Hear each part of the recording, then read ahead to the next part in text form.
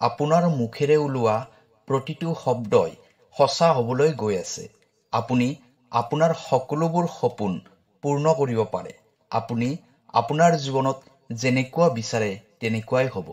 আপোনাক যি লাগে সেইটো আপুনি লাভ কৰিব পাৰিব। হয়, আজি মই আপোনাক এনেকুৱা এটা ৰহস্যৰ বিষয়ে ক'বলৈ গৈ আছোঁ, যিয়ে আপোনাৰ সকলোবোৰ ইচ্ছাই পূৰ্ণ কৰিব পাৰে। এইটো এটা এনেকুৱা ৰহস্য হয়, যিটো সফল ব্যক্তিসকলে বছৰ বছৰ ধৰি কৰি আহিছে। কিন্তু এইটো ৯৯% মানুহে নাজানে।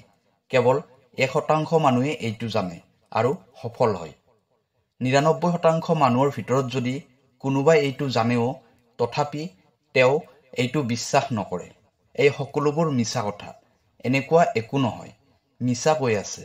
আৰু এইটোৱে তেওঁলোকৰ আটাইতকৈ ডাঙৰ ভুল, যাৰ বাবে তেওঁলোকে কেতিয়াও সফল হ'ব নোৱাৰে আৰু গোটেই জীৱনটো নিজৰ ভাগ্যকে দোষ দি থাকে যে মোৰতো ভাগ্যই বেয়া, ভগৱানে মোৰ ফালে চকু মেলি নাচায়, মোৰ ভাল সময় কেতিয়াও নাহে, আৰু এইটোৱে তেওঁলোকৰ ডাঙৰ ভুল।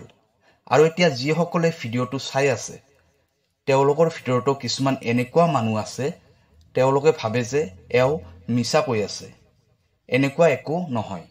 মই সেইসকল ব্যক্তিক ক'বলৈ বিচাৰোঁ যে যদি আপুনি এইবোৰ বিশ্বাস নকৰে, তেনেহ'লে এতিয়াই ভিডিঅ'টো এৰি আঁতৰি যাব পাৰে।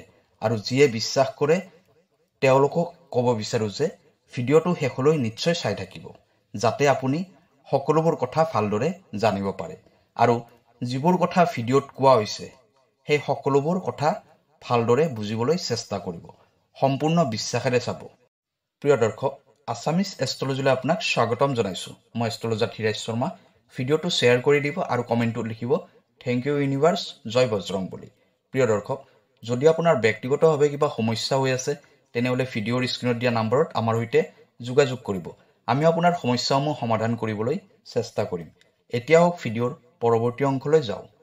চকু বন্ধ কৰি লওক, উশাহটো গভীৰভাৱে লওক আৰু কেৱল শুনি যাওক, কাৰণ আজি আপুনি ব্ৰহ্মাণ্ডৰ সকলোতকৈ শক্তিশালী ৰহস্যৰ বিষয়ে জানিব পাৰিব।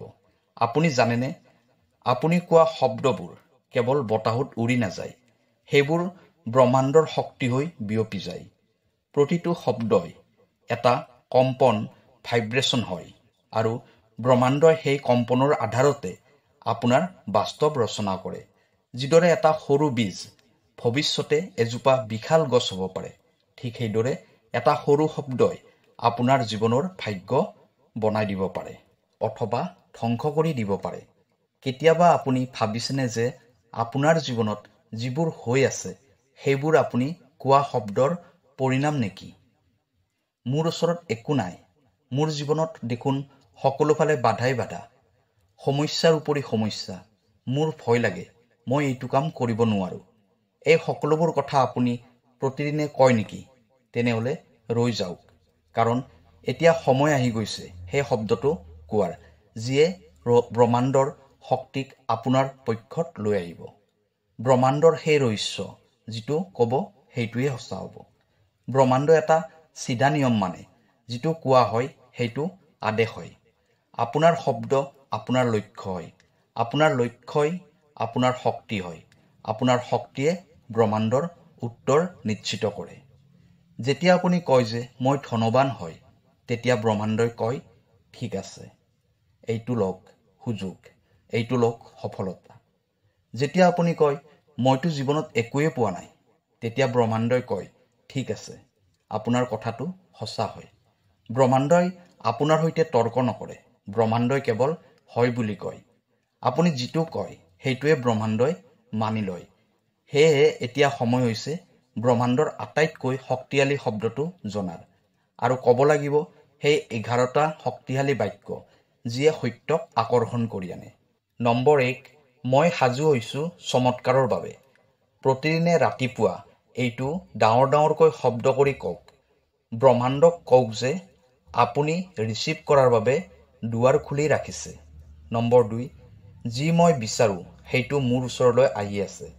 এইটো বাক্যই আপোনাৰ ভিতৰত বিশ্বাসৰ শক্তি ভৰাই দিয়ে।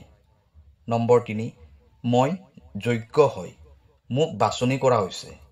তেতিয়া আপুনি নিজকে বাছনি কৰে, ব্ৰহ্মাণ্ডই আপোনাকো বাছনি কৰিব। নম্বৰ 4, মই সকলোবোৰ পাবলৈ নিশ্চিত হৈছোঁ। নম্বৰ 5, মই প্ৰেম, ধন আৰু আনন্দৰ চুম্বক হয়। যেতিয়া আপুনি নিজকে চুম্বক বুলি মানি ল'ব, সকলোবোৰ বস্তুৱে আপোনাৰ ফালে দৌৰি আহিব। নম্বৰ 6, ব্ৰহ্মাণ্ডই সদায় মোক সহায় কৰি আছে। কেতিয়াবা অদৃশ্য সহায়ে সকলোতকৈ ডাঙৰ সহায় হয়। নম্বৰ 7, যি মোৰ হয় সেইটো মই নিশ্চিত ৰূপত লাভ কৰিম। নম্বৰ 8, মই পৰিৱৰ্তন হ'বলৈ ধৰিছোঁ আৰু মোৰ জীৱনটোও পৰিৱৰ্তন হ'বলৈ ধৰিছে। আপোনাৰ পৰিৱৰ্তনে আপোনাৰ ৰিয়েলিটিক পৰিৱৰ্তন কৰি দিয়ে। নম্বৰ 9, মোৰ ভিতৰত সেই সকলোবোৰ শক্তি আছে যিবোৰ শক্তি মোক লাগে, কাৰণ আপুনি কোনো বাহিৰৰ শক্তিৰ বাবে ভৰসা কৰি নাথাকে। নম্বৰ 10, প্ৰতিদিনে সকলো ফালৰ পৰা মই উন্নতি কৰিব ধৰিছোঁ। নম্বৰ 11, মই যি কওঁ সেইটো বাস্তৱ হৈ যায় আৰু এইটোৱে সকলোতকৈ ডাঙৰ ৰহস্য হয় শব্দৰ অভ্যাস। কওক, অনুভৱ কৰক, বিশ্বাস কৰক। এতিয়া কেৱল মুখেৰে কোৱাটোৱে যথেষ্ট নহয়। যেতিয়া আপুনি ব্ৰহ্মাণ্ডৰ পৰা কিবা এটা বিচাৰিব, এনেকৈ বিচাৰক যেন সেইটো আগৰ পৰা আপোনাৰ লগতেই আছে। যেতিয়া আপুনি ক'ব, মই এজন কোটিপতি হয়, সেইটো শব্দ কোৱাৰ লগে লগে সেইটো আপুনি অনুভৱো কৰিব। যেনে ধৰক আপুনি এখন নিজৰ নতুন কাৰ চলাই আছে। যেনে ধৰক আপুনি আপোনাৰ নতুন ঘৰটোত প্ৰথম দিনা ৰাতিপুৱা চাহ খাই আছে। এইটো অনুভৱ কৰক, এইটো বিশ্বাস কৰক, এইটো মুখেৰে কওক, বাৰে বাৰে ৰিপিট কৰক। এই পদ্ধতিটোৱে কেনেকৈ কাম কৰে আপুনি চাগে ভাবি আচৰিত হৈছে। এই পদ্ধতিটো বিজ্ঞান আৰু আধ্যাত্মিক দুয়োটাৰ ফালেৰে বুজিবলৈ চেষ্টা কৰক। নম্বৰ 1, প্ৰতিটো শব্দই শক্তি হয়। আপোনাৰ শব্দবোৰো শক্তি হয়। যেতিয়া আপুনি এটা শব্দ বাৰে বাৰে কৈ থাকিব, সেইটো এনাৰ্জি স্পেচত কম্পন কৰিবলৈ ধৰে আৰু সেই কম্পনটোৱে তেনেকুৱা ধৰণৰ ঘটনাবোৰকে আকৰ্ষিত কৰিবলৈ ধৰে।